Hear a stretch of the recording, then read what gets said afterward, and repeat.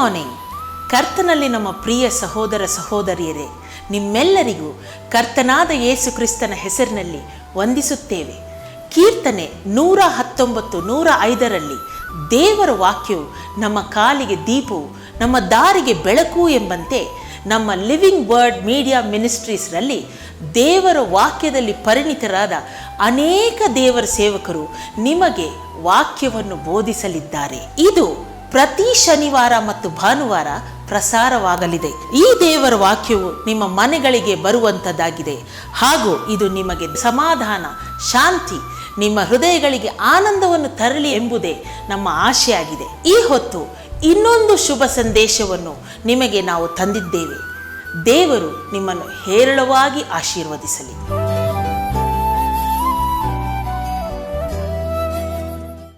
ನಿಮಗೆಲ್ಲರಿಗೂ ಕೂಡ ನಾನು ವಂದನೆ ತಿಳಿಸುವವನಾಗಿದ್ದೇನೆ. ದೇವರು ನಿಮ್ಮನ್ನು ಹೇರಳವಾಗಿ ಆಶೀರ್ವದಿಸಿ ನಡೆಸಲಿ. ಈ ದಿನದಲ್ಲಿ ನಾವು 24ನೇ ಕೀರ್ತನೆಯನ್ನು ಸ್ವಲ್ಪವಾಗಿ ನಾವು ಓದಿಕೊಳ್ಳೋಣ. ಭೂಮಿಯು ಅದರಲ್ಲಿರುವ ಸಮಸ್ತವು ಯೆಹೋವನದು, ಲೋಕವು ಅದರ ನಿವಾಸಿಗಳು ಆತನವೇ. ಆತನೇ ಅದರ ಅಸ್ತಿವಾರವನ್ನು ಸಾಗರದ ಮೇಲೆ ಹಾಕಿದವನು, ಅದನ್ನು ಜಲರಾಶಿಗಳ ಮೇಲೆ ಸ್ಥಿರಪಡಿಸಿದವನು ಆತನೇ. ಯೆಹೋವನ ಪರ್ವತವನ್ನು ಹತ್ತತಕ್ಕವನು ಯಾರು? ಆತನ ಪವಿತ್ರ ಸ್ಥಾನದಲ್ಲಿ ನಿಲ್ಲುವುದಕ್ಕೆ ಎಂಥವನು ಯೋಗ್ಯನು? ಯಾವನ ಅಯೋಗ್ಯ ಕಾರ್ಯಗಳಲ್ಲಿ ಮನಸ್ಸಿಡದೆ, ಮೋಸ ಪ್ರಮಾಣ ಮಾಡದೆ, ಶುದ್ಧ ಹಸ್ತವು ನಿರ್ಮಲ ಮನಸ್ಸು ಉಳ್ಳವನಾಗಿದ್ದಾನೋ ಅವನೇ ಯೆಹೋವನಿಂದ ಶುಭವನ್ನು ಹೊಂದುವನು, ತನ್ನ ರಕ್ಷಕನಾದ ದೇವರಿಂದ ನೀತಿ ಫಲವನ್ನು ಪಡೆಯುವನು. ಇಂಥವರೇ ಆತನ ದರ್ಶನವನ್ನು ಬಯಸುವರು. ಯಾಕೋಬ್ಯರ ದೇವರೇ, ನಿನ್ನ ಸಾನ್ನಿಧ್ಯವನ್ನು ಸೇರುವವರದು ಇಂಥವರೇ. ಸೇಲಾ. ದ್ವಾರಗಳೇ ಉನ್ನತವಾಗಿರಿ, ಪುರಾತನವಾದ ಕದಗಳೇ ತೆಗೆದುಕೊಂಡಿರಿ. ಮಹಾಪ್ರಭಾವವುಳ್ಳ ಅರಸನು ಆಗಮಿಸುತ್ತಾನೆ. ಮಹಾಪ್ರಭಾವವುಳ್ಳ ಈ ಅರಸನು ಯಾರು? ಮಹಾಬಲಿಷ್ಠನು, ವಿಶೇಷ ಪರಾಕ್ರಮಿ ಆಗಿರುವ ಯೆಹೋವ, ಯುದ್ಧವೀರನಾಗಿರುವ ಯೆಹೋವ. ದ್ವಾರಗಳೇ ಉನ್ನತವಾಗಿರಿ, ಪುರಾತನವಾದ ಕದಗಳೇ ತೆರೆದುಕೊಂಡಿರಿ. ಪ್ರಭಾವವುಳ್ಳ ಅರಸನು ಆಗಮಿಸುತ್ತಾನೆ. ಮಹಾಪ್ರಭಾವವುಳ್ಳ ಈ ಅರಸನು ಯಾರು? ಸೇನಾಧೀಶ್ವರ ಯೆಹೋವನೇ, ಮಹಾಪ್ರಭಾವವುಳ್ಳ ಅರಸನು ಈತನೇ. ಈ ಕೀರ್ತನೆಯಲ್ಲಿ ನಾವು ನೋಡುವಂಥದ್ದು, ದೇವರ ಸನ್ನಿಧಿಯಲ್ಲಿ ಸೇರತಕ್ಕವನು ಯಾರು? ಯಾರು ದೇವರ ಸನ್ನಿಧಿಯಲ್ಲಿ ಸೇರ್ತಾರೆ? ಆ ದೇವರ ಸನ್ನಿಧಿಯಲ್ಲಿ ನಾವು ಸೇರಬೇಕಾದ್ರೆ ಮೊದಲನೇದಾಗಿ ದೇವರ ಕುರಿತಾಗಿ ನಾವು ತಿಳ್ಕೊಳ್ಬೇಕು. ಹೂ ಇಸ್ ಮೈ ಗಾಡ್? ದೇವರು ಯಾರು? ಆಯಿತು, ನಮ್ಗೆ ಗೊತ್ತಿಲ್ವಾ ಅಂತ ಅನೇಕರು ಪ್ರಶ್ನೆ ಮಾಡ್ತಾರೆ. ಆದರೆ ನಾವು ತಿಳ್ಕೊಳ್ಬೇಕಂತ ಸತ್ಯ, ದೇವರು ಆತನು ಸಮಸ್ತವನ್ನು ಸೃಷ್ಟಿಸಿದವನು. God is the creator of all things. ನಾವು ನೋಡ್ತೇವೆ ಈ ಸೃಷ್ಟಿಯಲ್ಲಿ ದೇವರು ಆತನ ಆಕಾಶವನ್ನು, ಭೂಮಿಯನ್ನು, ಭೂಮಿಯಲ್ಲಿರುವ ವಸ್ತುಗಳನ್ನು, ನೀರುಗಳಲ್ಲಿರುವಂಥ ಜೀವ ಜಂತುಗಳನ್ನು, ಆಮೇಲೆ ಆಕಾಶದಲ್ಲಿ ಇರುವಂಥ ಸಂಗತಿಗಳನ್ನು ದೇವರು ಸೃಷ್ಟಿ ಮಾಡಿದನು. ಎಲ್ಲವನ್ನು ದೇವರು ಸುಂದರವಾಗಿ ಆತನು ಸೃಷ್ಟಿ ಮಾಡಿದನು. ಆತನು ಮಾಡಿದ ನಂತರ ಈಗ ಕೊನೆಯದಾಗಿ ಎಲ್ಲವೂ ಸೃಷ್ಟಿಯಾದ ನಂತರ, after finishing the entire creation, Hi created man. Finally ಮನುಷ್ಯನನ್ನು ಆತನು ಉಂಟು ಮಾಡಿದನು. ನಾನು ಅದನ್ನು ಹೇಳಿದ್ದೇನೆ. ಮನುಷ್ಯನನ್ನು ಉಂಟು ಮಾಡಿದ್ದಾನೆ. ಎಲ್ಲವನ್ನು ಸರಿಪಡಿಸಿದ ನಂತರ, ಕ್ರಮಪಡಿಸಿದ ನಂತರ, ಭೂಮಿಯು ಅದು ಬರಿದಾಗಿಯೂ ಅದು ಇತ್ತು ಎಂಬುದಾಗಿ ನಾವು ದೇವರ ವಾಕ್ಯದಲ್ಲಿ ನೋಡ್ತೇವೆ. ಎಲ್ಲವನ್ನು ಆತನು ತುಂಬಿಸಿದ ನಂತರ, ಭೂಮಿಯನ್ನು ತುಂಬಿಸಿದ ನಂತರ, ಎಲ್ಲ ಸಮೃದ್ಧಿಯನ್ನು ಭೂಮಿಯಲ್ಲಿ ಇಟ್ಟ ನಂತರ, ಫೈನಲಿ ಹೀ ಕ್ರಿಯೇಟೆಡ್ ಮ್ಯಾನ್. ಅವನು ಕೊನೆಯದಾಗಿ ಮನುಷ್ಯನನ್ನು ಸೃಷ್ಟಿ ಮಾಡಿದನು. ಹಾಗಾದರೆ ಒಂದು ಸತ್ಯ ನಾವು ತಿಳ್ಕೊಳ್ಬೇಕು. ದೇವರು ಮನುಷ್ಯನನ್ನು ಸೃಷ್ಟಿ ಮಾಡಿದಾಗ ಸಮೃದ್ಧಿಯಲ್ಲಿ, ಆಶೀರ್ವಾದದಲ್ಲಿ, ಯಾವ ಕೊರತೆಯೂ ಇಲ್ಲದೆ, ಯಾವ ಕಷ್ಟಗಳು ಇಕ್ಕಟ್ಟುಗಳು ಇಲ್ಲದೆ, ಎಲ್ಲ ಸಮೃದ್ಧಿಯಲ್ಲಿ ದೇವರು ಮನುಷ್ಯನನ್ನು ಸೃಷ್ಟಿ ಮಾಡಿ ಅವನಿಗೆ ಬೇಕಾದೆಲ್ಲವೇ ಇತ್ತು. ಅದನ್ನು ನಾವು ಆದಿಕಾಂಡ ಪುಸ್ತಕದಲ್ಲಿ ನಾವು ನೋಡ್ತೇವೆ. ದೇವರು ಮನುಷ್ಯನನ್ನು ಸೃಷ್ಟಿ ಮಾಡಿದ್ದು ಯಾಕೆಂದರೆ ದೇವರ ಸೃಷ್ಟಿ, ಈ ಲೋಕದ ಸೃಷ್ಟಿ, ಈ ಲೋಕವನ್ನು ಆಳಲಿಕ್ಕೆ ಮನುಷ್ಯನನ್ನು ಸೃಷ್ಟಿ ಮಾಡಿದ. God created man in order to reign over the earth. ನೀವು ಎಲ್ಲದರ ಮೇಲೆ ದೊರೆತನ ಮಾಡ್ರಿ ಎಂಬುದಾಗಿ ದೇವರು, ಇದು ಭಾಳ ವಿಶೇಷವಾದಂಥ ಸತ್ಯ. ಆದ್ದರಿಂದ ಇಲ್ಲಿ ನಾವು ನೋಡ್ತೇವೆ, ಭೂಮಿಯು ಅದರಲ್ಲಿರುವ ಸಮಸ್ತವು ಯೆಹೋವನದು, ದೇವರದು. Everything belongs to God. Even you belongs to God. ನೀನು ದೇವರು ನಿನ್ನನ್ನು ಸೃಷ್ಟಿ ಮಾಡಿದಂಥವನು. ಹಾಗಾದರೆ ದೇವರನ್ನು ಸೃಷ್ಟಿ ಮಾಡಿದರೆ, ಈಗ ಎಲ್ಲ ಸಂಗತಿಗಳನ್ನು ನಾವು ನೋಡುವಾಗ ಸೃಷ್ಟಿಯಾದಂಥ ಎಲ್ಲ ಸಂಗತಿಗಳನ್ನು ನೋಡುವಾಗ ಎಕ್ಸೆಪ್ಟ್ ಮ್ಯಾನ್, ಎಲ್ಲ ಸಂಗತಿಗಳು ಅದು ದೇವರಿಗೆ ತಲೆ ಬಾಗ್ತವೆ. Every creation bows down before God. ಎಂಥ ಅಮೂಲ್ಯವಾದ ದೇವರು ಹೇಳಿದಾಗೆ ಕೇಳ್ತವೆ. ಆದರೆ ಒಬ್ಬ ವ್ಯಕ್ತಿ ಮಾತ್ರ, ಸೃಷ್ಟಿ ಮಾಡಿದವರಲ್ಲಿ ಸೃಷ್ಟಿಗೆ ಕಿರೀಟಪ್ರಾಯನಾಗಿರುವಂಥವನು ಮನುಷ್ಯನು. Man is the crown of creation. ಅವನು ದೇವರ ಮಾತಿಗೆ ಕೇಳೋದಿಲ್ಲ. ಆದ್ದರಿಂದ ಸೃಷ್ಟಿಯಾದಂಥ ಎಲ್ಲ ಸಂಗತಿಗಳನ್ನು ನೋಡಿ, ಗಿಡ ಮರಗಳನ್ನು ನೋಡ್ರಿ, ಪ್ರಾಣಿಗಳನ್ನು ನೋಡ್ರಿ, ಕ್ರೂರ ಮೃಗಗಳನ್ನು ನೋಡ್ರಿ, ಯಾವುದು ಕೂಡ ದೇವರ ಸೃಷ್ಟಿಯನ್ನು ಹಾಳು ಮಾಡೋದಿಲ್ಲ. ಆದರೆ ಒಂದೇ ಒಂದು ವ್ಯಕ್ತಿ, the crown of creation, the man who created man, god created man in his own image, ತನ್ನ ಸ್ವಂತ ಸ್ವರೂಪದಲ್ಲಿ ಉಂಟು ಮಾಡಿದಂತ ನಾವು ಓದ್ತೇವೆ ಬೈಬಲಲ್ಲಿ. ಅಂಥ ಮನುಷ್ಯನು he has become a cause for the destruction of God's creation. ದೇವರ ಆ ಸೃಷ್ಟಿಯನ್ನು ಹಾಳು ಮಾಡುವಂಥದ್ದಕ್ಕೆ ಅವನು ಕಾರಣನಾಗಿದ್ದಾನೆ. ಹಾಗಾದರೆ ಹೂ ಇಸ್ ಗುಡ್? ಮನುಷ್ಯನ, ದ ಕ್ರೌನ್ ಆಫ್ ಕ್ರಿಯೇಷನ, ಅಥವಾ ಸೃಷ್ಟಿಯ, ಜಲಜಂತುಗಳ, ಪ್ರಾಣಿಗಳ? ನಮಗೆ ಅರ್ಥ ಆಗ್ತದೆ. ಇದಕ್ಕೆ ಕಾರಣ ಮನುಷ್ಯನು ಸೈತಾನ್ನ ವಶದಲ್ಲಿ ಬಿದ್ದಂಥವನು. He is devil possessed. Man is the devil possessed. ಸೈತಾನ್ ಅವನನ್ನು ಆವರಿಸಿದ್ದಾನೆ. ಸೈತಾನ್ನ ಉದ್ದೇಶ ಏನು? ಹಾಳು ಮಾಡೋದೇ ಅವನ ಉದ್ದೇಶ. ಸುಂದರವಾಗಿದ್ದನ್ನು ಹಾಳು ಮಾಡೋದೇ ಉದ್ದೇಶ. ನಾವು ಅದನ್ನು ನೋಡ್ತೇವೆ ಏದೇನು ತೋಟದಲ್ಲಿ. ಸುಂದರವಾಗಿದ್ದರು ಗಂಡ ಹೆಂಡತಿ, ಅನ್ಯೋನ್ಯವಾಗಿದ್ದರು. ಬಂದ ಅಲ್ಲಿ ಹಾವು, ಸರ್ಪ ಬಂತು, ಸೈತಾನ್ ಬಂದ, ಅವರನ್ನು ಮೋಸಪಡಿಸಿದ. ಗಂಡ ಹೆಂಡತಿಯನ್ನೇ ಸಪ್ರೇಟ್ ಮಾಡಬೇಕಂತ ಮಾಡ. ಇದು ಸೈತಾನ್ನ ಬುದ್ಧಿ. ಹಾಳು ಮಾಡುವಂಥದ್ದೇ ಸೈತಾನ್ನ ಕೆಲಸ. ಆದರೆ ದೇವರು ಅದು ಚರಿತ್ರೆಯಲ್ಲಿ ನಡೆದಂಥದ್ದು, ಹೇಗೆ ನಡೆದಿದ್ದಂಥದ್ದು ನಾವು ದೇವರ ವಾಕ್ಯದಲ್ಲಿ ಭಾಳ ಸ್ಪಷ್ಟವಾಗಿ ನೋಡ್ತೇವೆ. ಯಾವ ಪುಸ್ತಕದಲ್ಲಿ ಇದನ್ನು ನೋಡೋದಿಲ್ಲ ನಾವು. Only in the Bible we see what happen, ಏನಾಯಿತು, ಹೂ ಈಸ್ ದ ರೀಸನ್, ಯಾರು ಕಾರಣ, ಇದನ್ನು ನಾವು ಅಲ್ಲಿ ಸತ್ಯವೇದದಲ್ಲಿ ನೋಡ್ತೇವೆ. ಆದರೆ ದೇವರು ಕೃಪಾ ಸಂಪೂರ್ಣನಾದಂಥ ದೇವರು. God is A gracious god. ಆತನು ಮನುಷ್ಯನು ಹಾಳು ಮಾಡ್ತಾ ಹೋದರೂ ಕೂಡ ದೇವರು ಮನುಷ್ಯನ ಬಿಡಲಿಲ್ಲ. ನೋಡ್ರಿ, because man is the crown of creation. God expected so many things from man. ನೋಡ್ರಿ, ನಾನು ಹೀಗೆ ಯೋಚನೆ ಮಾಡ್ತೇನೆ, ಒಂದು ವೇಳೆ if man as A crown of creation ಅವನು ಯೋಗ್ಯವಾಗಿ ದೇವರಿಗೆ ವಿಧೇಯನಾಗಿ ಅವನು ನಡೆದುಕೊಂಡಿದ್ದರೆ ಈವನ್ ದುಷ್ಟ ಮೃಗಗಳು ಅಂತ ಸಹ ಇರ್ತಿದ್ದಿಲ್ಲ. ಇದು ಭಾಳ ಪ್ರಾಮುಖ್ಯವಾದಂಥ ಒಂದು ಅಂಶ. ಆದ್ದರಿಂದ ನಮ್ಮ ಜೀವಿತದಲ್ಲಿ ಈಗ ನಾವು ನೋಡುವಂಥ ಈ ಜಗತ್ತು ಇದು ಯಾವ ರೀತಿಯಲ್ಲಿದೆ, ಕುಟುಂಬಗಳು ಯಾವ ರೀತಿಯಲ್ಲಿದೆ, ಮತ್ತು ಯಾವ ರೀತಿಯಲ್ಲಿ ಮನುಷ್ಯನು ವರ್ತಿಸ್ತಾನೆ, ಯಾವ ರೀತಿಯಲ್ಲಿ ಅವನು ಮಾತಾಡ್ತಾನೆ, ಇದಕ್ಕೆಲ್ಲ ಕಾರಣ one and only the ancient serpent, the dragon, that is none other than the devil. ಇದು ಪ್ರೂವ್ ಆಗ್ತದೆ ನಮ್ಮ ಜೀವಿತವನ್ನು ನಾವು ನೋಡುವಾಗ, ನಮ್ಮ ಮಾತುಗಳಲ್ಲಿ, ನಮ್ಮ ಕಾರ್ಯಗಳಲ್ಲಿ. We prove what we are. ನಾವು ಏನಾಗಿದ್ದೇವೆ ಎಂಬುದನ್ನು ನಾವು ತೋರಿಸ್ಬಿಡ್ತೇವೆ. ಎಷ್ಟೋ ದೇವರ ಸೇವಕರು ಎಂಬುದಾಗಿ ಹೇಳಿಕೊಳ್ಳುವಂಥವರು ನನಗೆ ಗೊತ್ತುಂಟು. ದೇವರ ವಾಕ್ಯವನ್ನು ಬೋಧಿಸ್ತಾರೆ, ಆದರೆ their life proves that they are belonging to the devil. ನಮ್ಮ ಲೈಫ್ ಅದು ಪ್ರೂವ್ ಮಾಡಬೇಕು ನಾನೇನಾಗಿದ್ದೇನಂತ. It is not my words, ನನ್ನ ಮಾತುಗಳಲ್ಲ.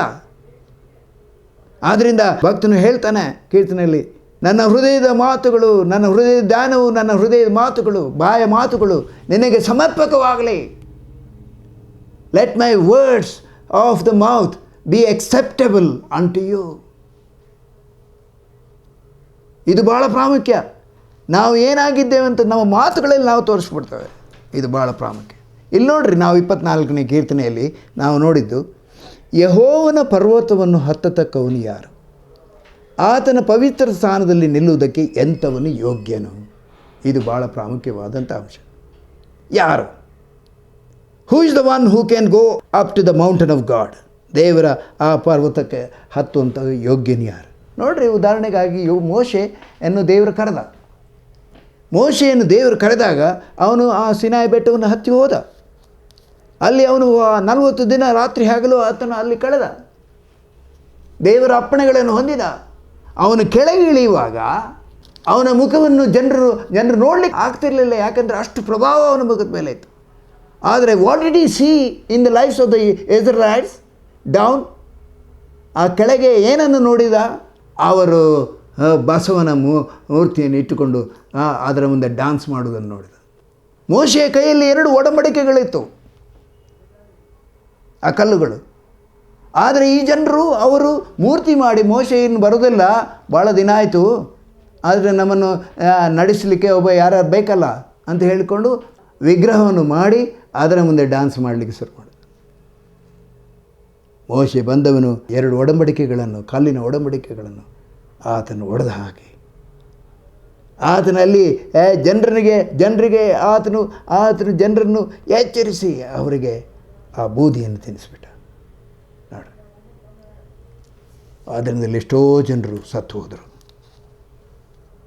ಆದ್ದರಿಂದ ಒಂದು ಸತ್ಯ, ಯೆಹೋವನ ಪರ್ವತವನ್ನು ಹತ್ತತಕ್ಕವನು ಯಾರು? God is a holy God, almighty God. ಆತನ ಪವಿತ್ರ ಸ್ಥಾನದಲ್ಲಿ ನಿಲ್ಲುವುದಕ್ಕೆ ಎಂಥವನು ಯೋಗ್ಯನು? Who is worthy to stand in the holy of holies? ಯಾರು ಗೊತ್ತಾ? ಅದಕ್ಕೆ ಉತ್ತರ ಕೂಡ ಇಲ್ಲಿ ದಾವೀದನು ಕೊಡ್ತಾನೆ. ಯಾವನು ಅಯೋಗ್ಯ ಕಾರ್ಯಗಳಲ್ಲಿ ಮನಸ್ಸಿಡದೆ, ಅನ್ವರ್ದಿ ಥಿಂಗ್ಸ್, ಮೋಸ ಪ್ರಮಾಣ ಮಾಡದೆ, ಶುದ್ಧ ಹಸ್ತವು ನಿರ್ಮಲ ಮನಸ್ಸು ಉಳ್ಳವನಾಗಿದ್ದಾನೋ ಅವನೇ ಯೆಹೋವನಿಂದ ಶುಭವನ್ನು ಹೊಂದುವನು. ನಮ್ಮ character, this is very very important. Our character is very very important. ದೇವರ ಸನ್ನಿಧಾನವನ್ನು ಪ್ರವೇಶಿಸೋನು ಯಾವ ಯೋಗ್ಯನು? ಅವನು ಅಯೋಗ್ಯ ಕಾರ್ಯಗಳಲ್ಲಿ ಮನಸ್ಸಿಡಬಾರದು, ಮೋಸ ಪ್ರಮಾಣ ಮಾಡಬಾರ್ದು, ಅಯೋಗ್ಯನಾಗಿ ನಡೆಯಬಾರ್ದು. ಆಗಲೇ ಒಂದು ಸಂಗತಿಯನ್ನು ಹೇಳಿದೆ, ಏನಂತ ಹೇಳಿದರೆ, ನಮ್ಮ ಮಾತುಗಳು ಅದು ಇಂಪಾಗಿಯೂ ರಸವತ್ತಾಗಿಯೂ ಇರಬೇಕು. ಇದು ಭಾಳ ಪ್ರಾಮುಖ್ಯ. ಯಾಕೆ ನಮ್ಮ ಮಾತುಗಳು ಹೊರಟು ಅಸಹ್ಯವಾಗಿರ್ತದೆ? ಯಾಕಂದರೆ ಅಸಹ್ಯ ಇರುವಂಥದ್ದು ಹೃದಯದಲ್ಲಿ ಏನಿರ್ತದೆ ಅದು ಬಾಯಲ್ಲಿ ಬರ್ತದೆ. ಹೃದಯ ಅಸಹ್ಯವಾದ್ರಿಂದ ಬಾಯಲ್ಲಿ ಅಸಹ್ಯವಾದಂಥ ಸಂಗತಿಗಳು ಬರ್ತದೆ. ಶುದ್ಧ ಹಸ್ತವು ನಿರ್ಮಲ ಮನಸ್ಸು ಉಳ್ಳವನಾಗಿದ್ದಾನೋ ಅವನೇ ಯೆಹೋವನಿಂದ ಶುಭವನ್ನು ಹೊಂದುವನು. ದೇವರಿಂದ ಶುಭವನ್ನು ನಾವು ಹೊಂದ್ತೇವೆ, ಇಲ್ಲವಾದರೆ ನಾವು ದೇವರಿಂದ ಶುಭವನ್ನು ಹೊಂದುವುದಿಲ್ಲ. ತನ್ನ ರಕ್ಷಕನಾದ ದೇವರಿಂದ ನೀತಿ ಫಲವನ್ನು ಪಡೆಯುವನು. ಇಂಥವರೇ ಆತನ ದರ್ಶನವನ್ನು ಬಯಸುವರು. ದೇವರನ್ನು ಬಯಸುವವರು ಯಾರು? ಯಾವನ ಅಯೋಗ್ಯ ಕಾರ್ಯಗಳಲ್ಲಿ ಮನಸ್ಸಿಡದೆ, ಮೋಸ ಪ್ರಮಾಣ ಮಾಡದೆ, ಶುದ್ಧ ಹಸ್ತವು ನಿರ್ಮಲ ಮನಸ್ಸು ಉಳ್ಳವನಾಗಿದ್ದಾನೋ ಅವನೇ ಶುಭವನ್ನು ಹೊಂದುವನು. ಮತ್ತು ಇಂಥವರು ದೇವರ ದರ್ಶನವನ್ನು ಬಯಸುವವರು. ಇಲ್ಲವಾದರೆ ಎಷ್ಟೋ ಕ್ರಿಶ್ಚಿಯನ್ಸ್ ಎಂಬುದಾಗಿ ಹೇಳಿಕೊಂಡಂಥವರು ಸೈತಾನ್ನ ಕಡೆಗೆ ಹೋಗಿ ಮಾಟ ಮಂತ್ರಗಳನ್ನು ಮಾಡಿಕೊಂಡು ಬರ್ತಾರೆ. ಎಂಥ ಭಯಂಕರವಾದಂಥ ಸ್ಥಿತಿ. ಆದ್ದರಿಂದ ನಮ್ಮ ಜೀವಿತದಲ್ಲಿ ಇದನ್ನು ನಾವು ಭಾಳ ಸ್ಪಷ್ಟವಾಗಿ ತಿಳ್ಕೊಳ್ಬೇಕು. ಇಂಥವರೇ ಆತನ ದರ್ಶನವನ್ನು ಬಯಸುವರು. ಯಾಕೋಬರ ದೇವರೇ ನಿನ್ನ ಸಾನ್ನಿಧ್ಯವನ್ನು ಸೇರುವವರು ಇಂಥವರೇ, ಬೇರೆಯವರಿಲ್ಲ. 100% ಇಲ್ಲ. ತಲೆ ಕೆಳಗೆ ಕಾಲ ಮೇಲೆ ಹಾಕಿ ನಿಂತುಕೊಂಡ್ರೂ ಕೂಡ ಇದು ಸಿಕ್ಕುವುದಿಲ್ಲ. ಆದ್ದರಿಂದ ದ್ವಾರಗಳೇ ಉನ್ನತವಾಗಿರ್ರಿ, ಪುರಾತನವಾದ ಕದಗಳೇ ತೆರೆದುಕೊಂಡಿರಿ, ಮಹಾಪ್ರಭಾವವುಳ್ಳ ಅರಸನು ಆಗಮಿಸ್ತಾನೆ. The coming of the Lord is at hand. ಅದು ಹೇಗೆ ಆಗ್ತದೆ? ದೇವರ ವಾಕ್ಯದಲ್ಲಿ ನೋಡ್ತೇವೆ, ಬೆಂಕಿಯೋಪಾದಿಯಲ್ಲಿ ಬರ್ತದೆ. ಅದು ಭಯಂಕರ. ಮಹಾಪ್ರಭಾವವುಳ್ಳ ಅರಸನು. ಈ ಅರಸನು ಯಾರು? ಮಹಾಬಲಿಷ್ಠನು, ವಿಶೇಷ ಪರಾಕ್ರಮಿಯೂ ಆಗಿರುವ ಯೆಹೋವ, ಯುದ್ಧವೀರನಾಗಿರುವ ಯೆಹೋವ. ದೇವರು ಬರ್ತಾನೆ. The Lord Jesus Christ will come soon. ಆತನು ಹೇಳಿದ್ದು, ನಾನು ಬೇಗನೆ ಬರ್ತೇನೆ. ಆತನು ಬರುವಂಥ ದಿನ ಅದು ಹತ್ತಿರವಾಗಿದೆ ಎಂಬುದಾಗಿ ಹೇಳಿ ಈ ಭೂಲೋಕದಲ್ಲಿ ನಡೆಯುವಂಥ ಎಲ್ಲ ಸಂಗತಿಗಳು ಸೂಚಿಸ್ತವೆ. ನೋಡ್ರಿ, ಕೊರೋನಾ ವೈರಸ್ ಎಲ್ಲಿಂದ ಹಿಡಿದು ಇಡೀ ಲೋಕವನ್ನು ಹಬ್ಬಿದೆ. ಎರಡನೇ ಅಲೆ, ಮೂರನೇ ಅಲೆ ಅಂತ ವಿಜ್ಞಾನಿಗಳು ಹೇಳ್ತಾ ಇದ್ದಾರೆ. ಜನರು ಸಾಯ್ತಾ ಇದ್ದಾರೆ. ಜಾಸ್ತಿ ಆಯಿತು, ಮಹಾರಾಷ್ಟ್ರದಲ್ಲಿ ಜಾಸ್ತಿ ಆಗಿದೆ, ಬೆಂಗಳೂರಿನಲ್ಲಿ ಜಾಸ್ತಿ ಆಗಿದೆ, ಕರ್ನಾಟಕದಲ್ಲಿ ಜಾಸ್ತಿ ಆಗಿದೆ, ಆಗ್ತದಂತ ಟಿವಿಯಲ್ಲೆಲ್ಲ ತೋರಿಸ್ತಾರೆ. ಕಾರಣ ಯಾರು ಗೊತ್ತಾ? ಕಾರಣ ಮನುಷ್ಯನೇ. Man is the reason for all these pestilences. ಆದ್ದರಿಂದ ದ್ವಾರಗಳೇ ಉನ್ನತವಾಗಿರಿ, ಪುರಾತನವಾದ ಕಥೆಗಳೇ ತೆರೆದುಕೊಂಡ್ರಿ, ಮಹಾಪ್ರಭಾವವುಳ್ಳ ಅರಸನು ಆಗಮಿಸ್ತಾನೆ. ಆದ್ದರಿಂದ be ready, the great king is going to come. That is none other than the Lord Jesus Christ. He is the glorious God and wonderful saviour. ನೋಡ್ರಿ, ಆತನಿಗೇನು ಹೆಸರುಂಟು? ಯೇಸು ಸ್ವಾಮಿಗೆ ಇರುವಂಥ ಹೆಸರುಗಳನ್ನು ನಾವು ಯೆಶಾಯನ ಪ್ರವಾದನ ಗ್ರಂಥದಲ್ಲಿ ನಾವು ನೋಡ್ತೇವೆ. ಅದ್ಭುತ ಸ್ವರೂಪನಾದ ದೇವರು. He is a wonderful God. ಅದ್ಭುತ ಸ್ವರೂಪನಾದ ದೇವರು, ಆಲೋಚನಾ ಕರ್ತನು. He is the great counsellor. ಆಲೋಚನಾ ಕರ್ತನು, ನಿತ್ಯನಾದ ತಂದೆ, ಇಟರ್ನಲ್ ಫಾದರ್. ಎಂಥ ಅಮೂಲ್ಯವಾದಂಥ ಸಂಗತಿ. ಅದ್ಭುತ ಸ್ವರೂಪನು, ಆಲೋಚನಾ ಕರ್ತನು, ಪರಾಕ್ರಮಿಯ ದೇವರು, ನಿತ್ಯನಾದ ತಂದೆ, ಸಮಾಧಾನದ ಪ್ರಭು, ಪ್ರಿನ್ಸ್ ಆಫ್ ಪೀಸ್, ರಕ್ಷಕನಾದ ಯೇಸು ಕ್ರಿಸ್ತನನ್ನು ನಾವು ಕಂಡುಕೊಂಡು ಆತನ ಗುಣಲಕ್ಷಣಗಳು ನಮ್ಮಲ್ಲಿ ಇರಬೇಕು. ನಮ್ಮ ಜೀವಿತದಲ್ಲಿ ನಮ್ಮ ಜೀವಿತವನ್ನು ಕಾಯುವಂಥದ್ದು ಯಾವುದು? ಸಮಾಧಾನ ಕಾಯ್ತದ? ಯಾವುದೇ ಸಂಧಿ ಬಂದರೂ ಕೂಡ ಸಮಾಧಾನವನ್ನು ನಾವು ಕಾಯಬೇಕು. ಸಮಾಧಾನದಲ್ಲಿ ನಾವು ಇರಬೇಕಾದರೆ, if at all we need to live in peace, we should be peaceful. Unless you are peaceful, you cannot live in peace. ಅದು ಭಾಳ ಪ್ರಾಮುಖ್ಯವಾದಂಥ ಸಂಗತಿ. ಆದ್ದರಿಂದ ದೇವರ ಕುರಿತಾಗಿ ನಾವು ತಿಳ್ಕೊಳ್ಳಬೇಕು. ನನ್ನ ದೇವರು ಯಾರು? Who is my God? He is my creator, he is my sustainer, he is my provider. ಆತನು ಎಲ್ಲವನ್ನು ದಯಪಾಲಿಸುವವನಾಗಿದ್ದಾನೆ. ಆತನು ಎಲ್ಲದಕ್ಕಿಂತಲೂ ಹೆಚ್ಚಾಗಿ, above all, he has loved me with an everlasting love. ಆತನು ನಿತ್ಯತ್ವಕ್ಕೂ ನನ್ನನ್ನು ಪ್ರೀತಿ ಮಾಡಿದ್ದಾನೆ. Because he loved me, he became man. Because he loved me, he walked on the dusty roads of Calvary. Because he loved me so much, he gave his life for me. ಒಂದು ಸಂಗೀತ, English ಸಂಗೀತದಲ್ಲಿ ಹೀಗೆ ಉಂಟು: I gave you everything. I gave you my life. I gave you my body. I shed my precious blood. What have you given to me? ನಾನು ನಿನಗೆಲ್ಲವನ್ನು ಮಾಡಿದೆ, ನಿನಗೋಸ್ಕರ ನನ್ನ ಪ್ರಾಣವನ್ನು ಕೊಟ್ಟೆ, ನನ್ನ ರಕ್ತವನ್ನು ಚೆಲ್ಲಿದೆ. ನೀನು ಏನು ಮಾಡಿದೆ? ದೇವರು ನಮ್ಮಿಂದ ಏನನ್ನೂ ಬಯಸಿಲ್ಲ. God will not expect anything from us, but God will accept only the surrender that we should make. ನಮ್ಮ ದೇವರು ನಮ್ಮಿಂದ ಏನನ್ನು ಬಯಸುವುದಿಲ್ಲ. ನಮ್ಮ ಹಣ ಆತನಿಗೆ ಬೇಕಾಗಿಲ್ಲ, ನಮ್ಮ ಸಂಗತಿಗಳು ಆತನಿಗೆ ಬೇಕಾಗಿಲ್ಲ. God doesn't want your money, your position, your possessions, but God just wants your heart for your own good. ನಿನ್ನ ಸಂತೋಷಕ್ಕಾಗಿ, ನಿನ್ನ ಒಳಿತಿಗಾಗಿ ದೇವರು ನಿನ್ನ ಹೃದಯವನ್ನು ಬಯಸ್ತಾನೆ. Will you give your heart to the Lord Jesus Christ? That will give you eternal salvation. ಇಲ್ಲವಾದರೆ ನಾನು ಹಾಗೆ ಮಾಡ್ತೇನೆ, ನಾನು ಹೀಗೆ ಮಾಡ್ತೇನೆ ಎಂಬುದಾಗಿ ನಾವು ತಿಳ್ಕೊಂಡ್ರೆ, ನಾನು ಪ್ರತಿ ವಾರ ಸಂಡೇ ಚರ್ಚಿಗೆ ಹೋಗ್ತೇನೆ, ನಾನು ಇಷ್ಟು ಪ್ರೇಯರ್ ಮಾಡ್ತೇನೆ, ಬೈಬಲ್ ಓದ್ತೇನೆ ಎಂಬುದಾಗಿ ಹೇಳ್ಕೊಂಡ್ರೆ, that will not have any effect in your life. ನಮ್ಮ ಜೀವಿತಕ್ಕೆ ಪ್ರಭಾವ ಕೊಡುವಂಥದ್ದು ಯಾವುದು ಗೊತ್ತಾ? Only the words of the Lord Jesus Christ. Yesu ಸ್ವಾಮಿಯ ಮಾತುಗಳು. ಆ ಮಾತುಗಳನ್ನು ನಾವು ತಿಳ್ಕೊಂಡು ಆ ಮಾತುಗಳ ಪ್ರಕಾರ ನಾವು ನಡೆದರೆ, if you live according to the words of the Lord Jesus Christ, having fully surrendered our life to the Lord Jesus, ಇನ್ನು ಜೀವಿಸುವ ನಾನು, it's not I but Christ lives in me, ಈ ಒಂದು ಮಟ್ಟಕ್ಕೆ ನೀನು ಬರದ ಹೊರತು ನೀನು ಎಂದಿಗೂ ಕೂಡ ಆಶೀರ್ವಾದವನ್ನು ಕಾಣುವುದಿಲ್ಲ.